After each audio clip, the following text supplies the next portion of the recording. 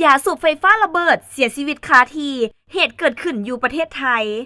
สำนักข่าวมติชนของไทยรายงานว่า วันที่22ตุลา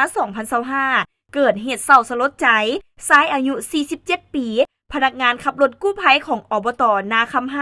เสียชีวิตอยู่แคมป์ห้วย บริเวณฝ่ายน้ำล้นบ้านหินลับตำบลนาคำไฮอำเภอเมือง จังหวัดหนองบัวลำพูประเทศไทย จากการตรวจสอบเบื้องต้นของเจ้าหน้าที่พบรอยบาดแผลอยู่บริเวณปาก มือซ้ายและหน้าอกเบื้องซ้าย กว้างประมาณ3ซน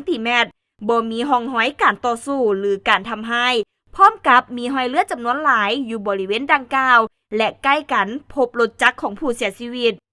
จากการตรวจสอบศพผู้เสียชีวิตพบชิ้นส่วนโลหะฝังอยู่ในหน้าอก3ชิ้นพร้อมทั้งร่องรอยขีดเท้าดำอยู่ในโพรงปากและมือซ้ายโดยแพทย์ได้สรุปสาเหตุการเสียชีวิตแม่นมาจากแรงระเบิดของยาสูบไฟฟ้าจนเฮ็ดให้ปอดและหัวใจได้รับความเสียหายอย่างรุนแรงและเสียชีวิตในที่สุดผู้เห็นเหตุการณ์ให้ฮู้ว่าได้ยินเสียงระเบิดดังและเห็นควันไฟลอยขึ้นจากจุดเกิดเหตุเมื่อไปเบิ่งก็พบว่าเสียชีวิตแล้วพันตำรวจเอกสมชายอินจันทร์ผู้กำกับการสถานีตำรวจเมืองหนองบัวลำพูเปิดเผยว่า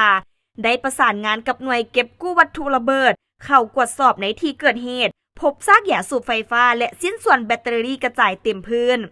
เหตุการณ์นี้ถือเป็นบทเรียนเตือนใจผู้ใช้ยาสูบไฟฟ้าว่าอุปกรณ์ดังกล่าวอาจจะเกิดการลัดวงจรหรือระเบิดได้โดยบ่คาดคิดโดยเฉพาะอุปกรณ์ที่บ่ได้มาตรฐานหรือการสากไฟผิดวิธียาสูบไฟฟ้าเป็นอันตรายต่อสุขภาพและก็มีความผิดทางกฎหมาย